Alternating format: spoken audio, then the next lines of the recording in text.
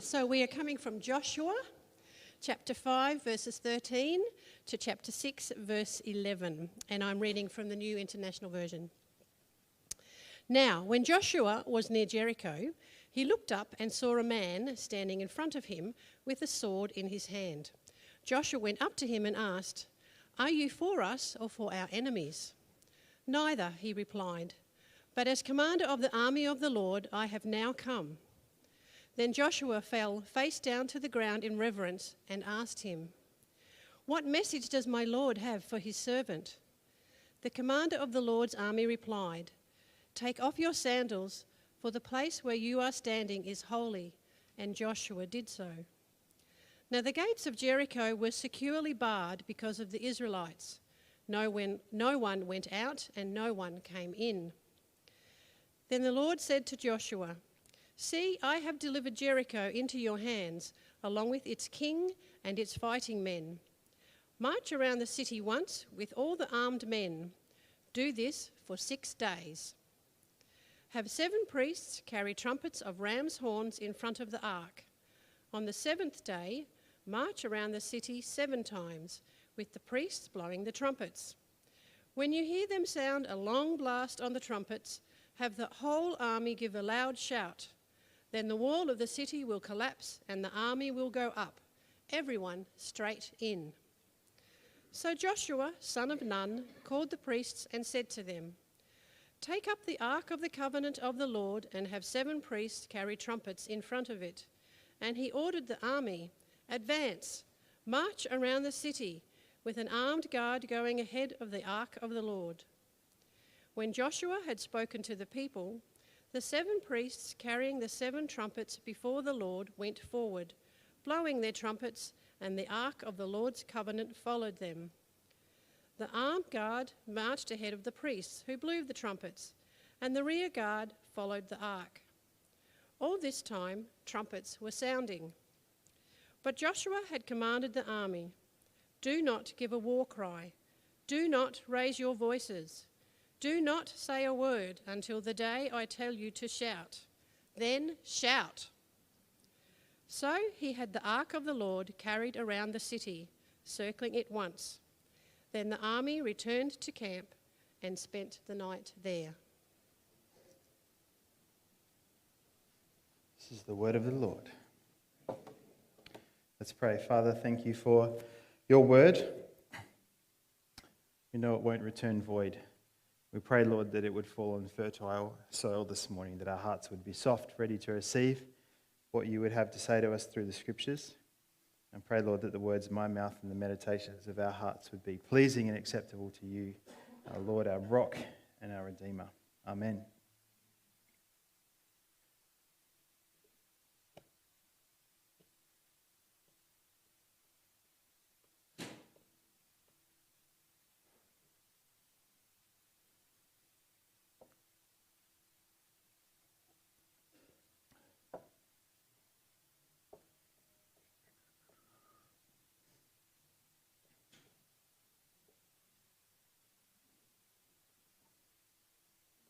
Okay, that's enough. I was going to go 60 seconds, but 30 was definitely enough waiting. The title of today's message is Waiting on God. Was I the only one who felt like that was an eternity? It was only 30 seconds. When time isn't filled with activity or movement or action, it can feel long, right? And when God doesn't seem to be moving or acting or responding, it can not only feel long, but painful sometimes. Today's a bit of a transition week for us. We finished our Come Holy Spirit series last Sunday. We'll move on to a new study next week in 1 Corinthians, an insightful letter written by Paul to the church in Corinth that helps the church embrace and focus on its calling and its purpose. I'm excited about that. I think it's going to be a really interesting series. But God spoke a very significant word to our church around Easter time about being in a Saturday kind of a season, between Friday and Saturday, where there's waiting and doubt and unknowing and hoping. And so I felt like, as before we move on to our next series, starting next week, that it was worth opening Joshua chapter 6 and thinking about what it means to wait on God. It's an awesome story, marching around the city, blowing trumpets, and now shout and the walls come tumbling down. This really interesting, kids story. For those who aren't, not just kids story, it's in the Bible, but a common Sunday school story. For those who aren't too familiar with it, little recap. Taking the city of Jericho, which is what we read about, was the first step into the promised land for God's people in that era. Having been released from captivity in Egypt, God promised his people, the Israelites, a land flowing with milk and honey. And now it was right in front of them, the start of it being this city of Jericho. The problem was there were already people there. They weren't friendly people. So it was like, well, what do we do now? They got scared. They whinged. They had to have God teach them a lesson after they spied it out and then said, no, we can't do this. And long story short, we'll do a bit more of that story in a second, but God finally says to Joshua, the new leader, it's time. March around the walls 6 times, on the 7th day 7 times, and the walls will come crumbling down. And so that's sort of the story in a nutshell. Just like Noah in the ark, Jonah in the whale, Daniel in the lion's den, it then becomes a famous kids' Bible story with a Sunday school song attached. Joshua fought the battle of Jericho, Jericho, No. Jericho. Sing along. Hey, Joshua fought the battle of Jericho, and the walls came tumbling down. Okay, now with actions. No. So, famous, story in the Bible. I'm sure the kids even built a little Jericho 2 weeks ago when they were here in our all-age service with the blocks. The thing is, Joshua, I think, would have hated that song because it doesn't tell anywhere near the whole story. The 7 days walking around the city was not some fun little Boy Scout expedition that God said, okay, now you're out of Egypt, let's do a little and the walls will come tumbling down. It wasn't like they were in Egypt one day, and which was a big deal, them being released from Egypt, if you know the story of the Exodus. And the next day, it wasn't like God just said, okay, now we're going to go for a little march and this is going to happen. It was 40 years. 40 years, plus a little bit more, but 40 years since Joshua had to see, after the spies went into the land to scope it out and they came back and 10 of them said, no, this isn't going to work. 40 years Joshua had to wait to see a whole generation of freed Israelites pass away so that a new generation would inherit the promise given to their forefathers. He had to wait for that 40 years, 40 long years and a bit more of complaining to Joshua's predecessor, Moses. Why did you bring us out to the desert to die? At least we had food when we were slaves. All this stuff going on and on and on. 40 years of wandering in circles on a path to the promised land that some scholars and researchers think should have taken, if they'd gone directly there, 11 days. 11 days it could have been, and instead it takes 40 years wandering. And so Joshua fought the battle of Jericho, and the walls came tumbling down. It's not even close to the full story. Not even close. God's promises rarely happen overnight. Sometimes the healing that we're praying for, or the freedom from an addiction, or the breakthrough in a tough situation, or that person we're praying for that they would come to Jesus. These things can take a long, long, long time with a lot more to it than what we see on the surface. Imagine with me for a second a different Joshua. This Joshua is living in the 21st century. And this Joshua came to know God, but his life was a mess. So imagine that this Joshua, he didn't have a good father figure. His life was a bit of a mess, and he didn't know how to have a healthy relationship. He hadn't been taught that. He was addicted to pornography. He gambled on the weekends. He put on a brave face at work, but even after becoming a Christian, he battled with anxiety and depression and loneliness. After a while, this Joshua, he got in a small group. He was getting a bit better. He had a steady girlfriend, but then this girlfriend dumped him and he just sank again. Went back into old habits. Eventually, he a little bit longer, trying to fight this. He manages to deal with the gambling thing and get rid of that, but he's getting some counseling, but the pornography addiction and the anxiety and the depression, it's just still there, same as it always was. Eventually, this Joshua, he seems to be improving, and he tells some people about his challenges and starts to get a bit free, but then it just sort of seemed to unravel again, and he started to really doubt God, and now it's really dark. Are you even there for me, God? I gave my heart to you, and it just seems like my life's getting worse. And lots of people are praying and nurturing him, and he turned a corner one day, and eventually he manages to start to knock this addiction on the head, and now he's getting counseling, and he's getting healthier, and he's in a good relationship with other people, with good relationships, and he's getting external support, and finally Joshua can see that he is getting free from all this stuff, and his life is turning around. He's now free from that old life. So that's 21st century Joshua. And then imagine someone writes a song about him. Joshua was depressed and addicted to porn, addicted to porn, addicted to porn. Joshua was depressed and addicted to porn. Then he prayed and now he's fine. Stupid song. Ridiculous. There's so much more to the story than that song. Who would write a song like that? And yet, we can write these kinds of songs into our situations all the time. Well, if there's nothing happening, we just need to do this and it'll all be fine. Have you prayed about this? Maybe if we just, get in a small group, it'll all get better. Maybe if we, it's simple.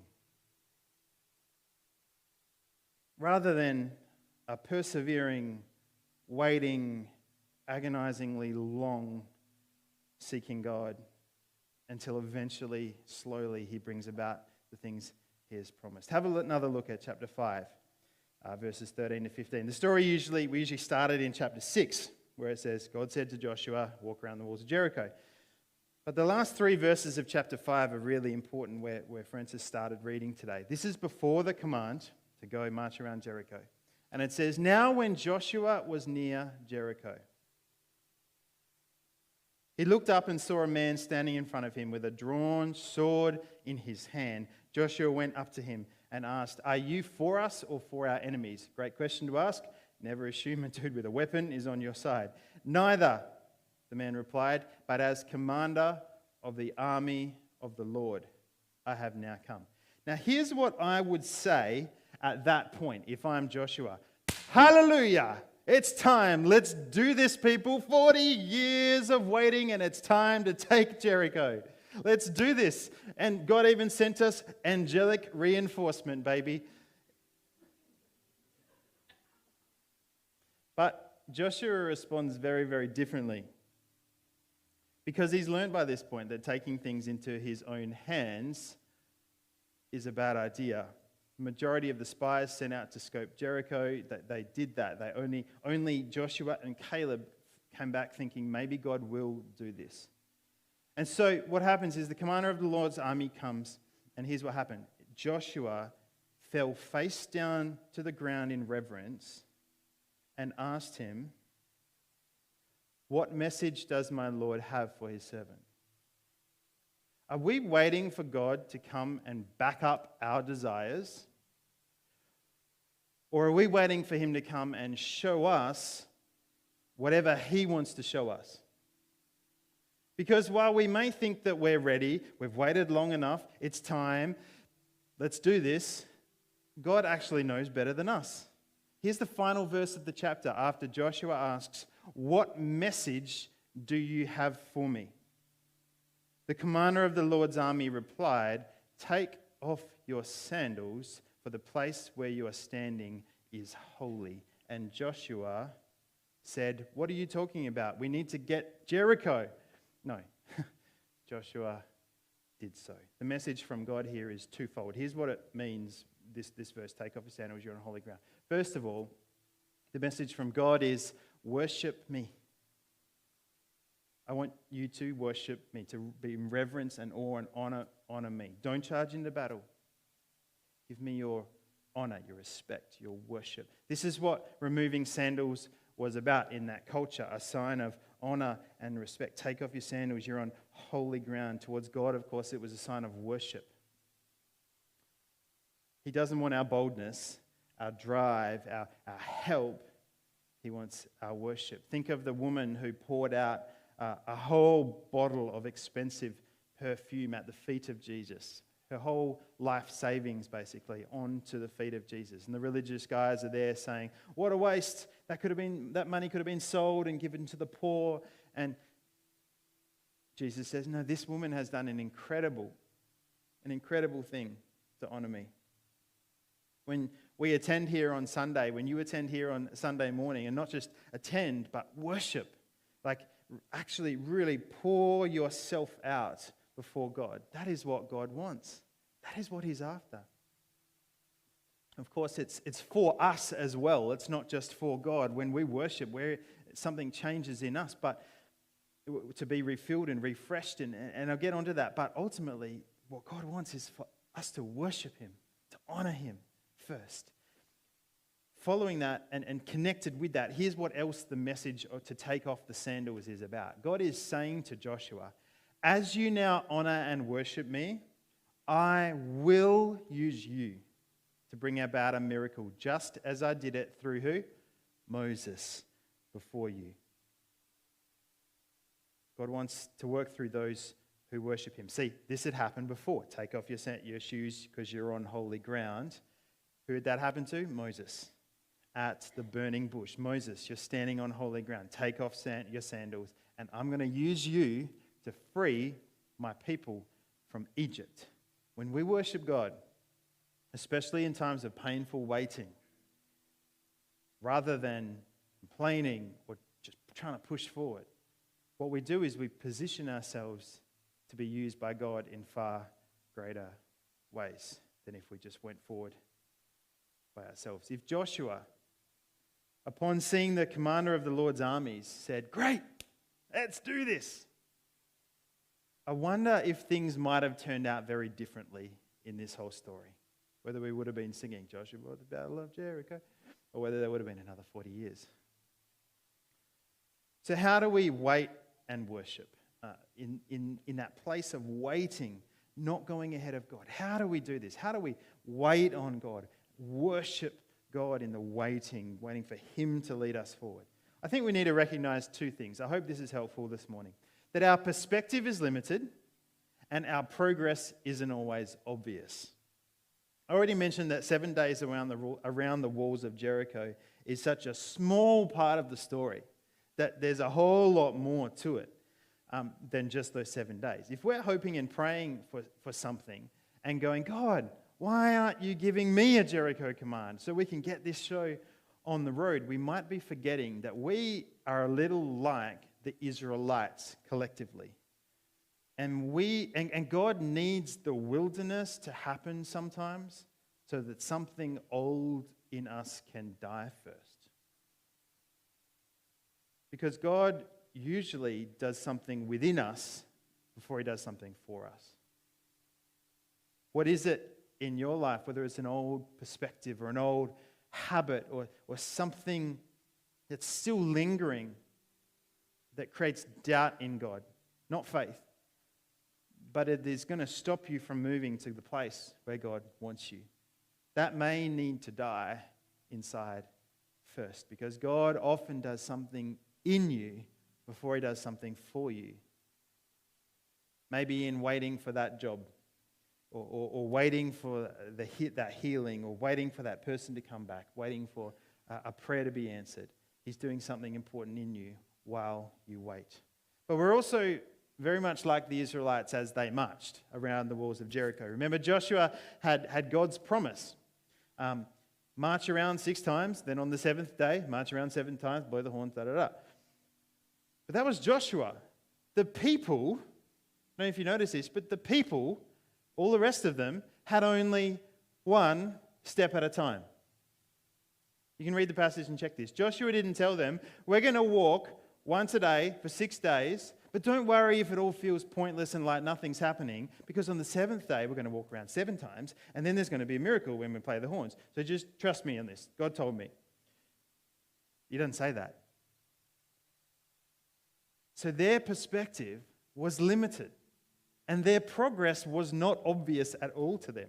And most of these guys were military trained. Imagine a few days into this. They're walking around the walls of Jericho, 3, 4 days in. What on earth are we doing?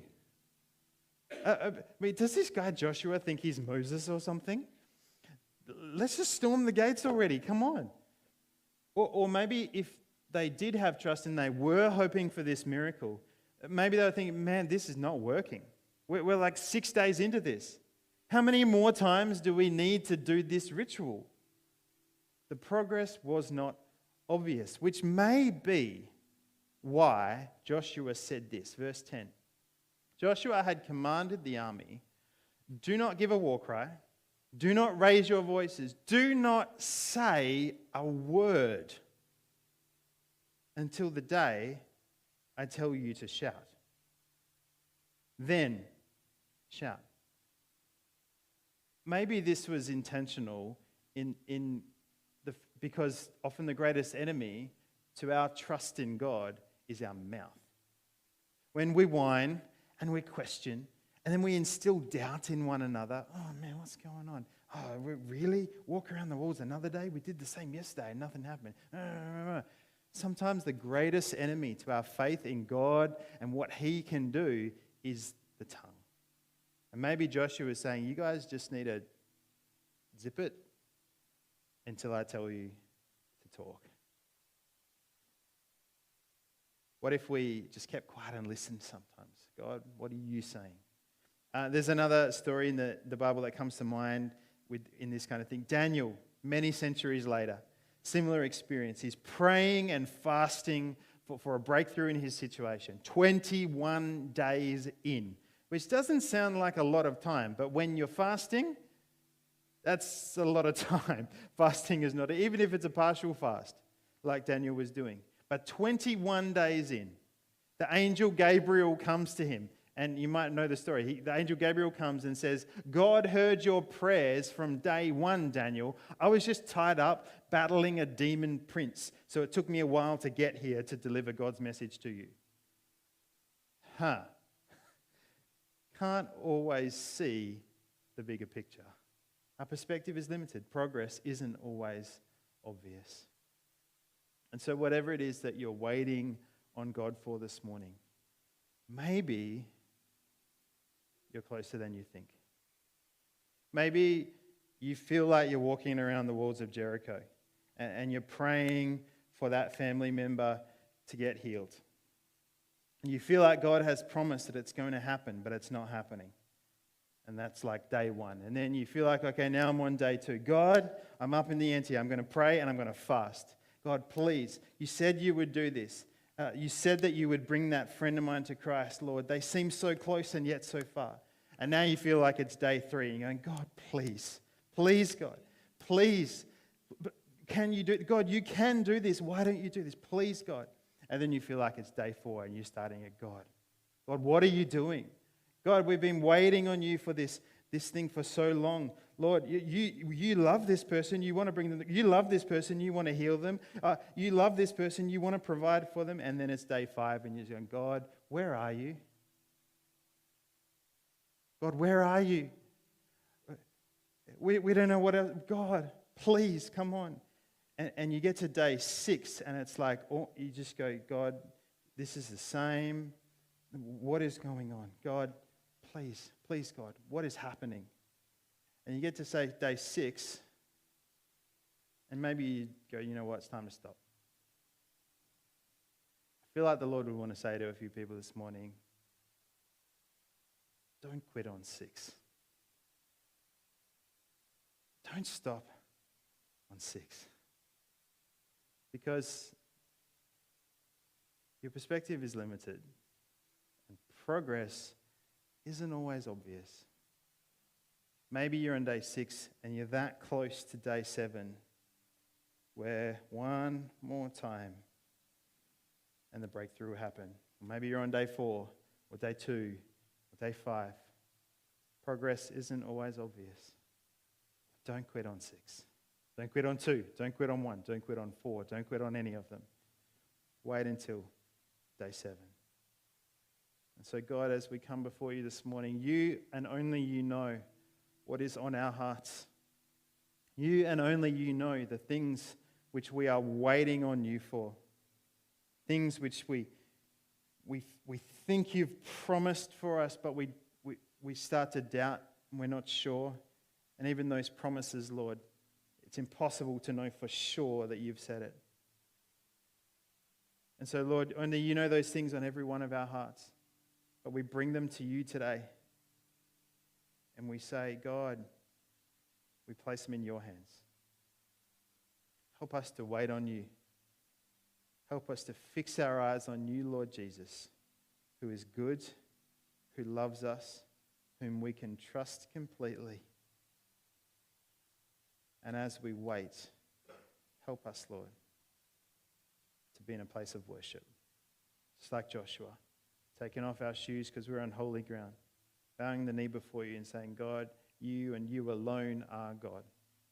What message would you have for us today? We have our plans, but we want to know your plans, God. We want to follow you. We commit ourselves to you today in that. In Jesus' name.